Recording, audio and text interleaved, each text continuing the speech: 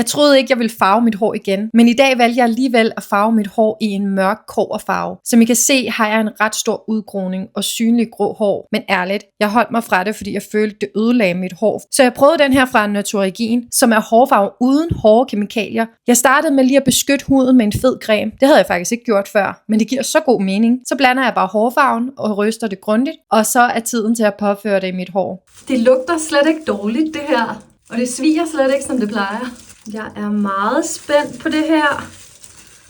Det er jo uden ammoniak og en masse kemi, der kan irritere hovedbunden. Der er 12 naturlige olier og ekstrakter i den her, så det gør det jo meget mere trygt at bruge.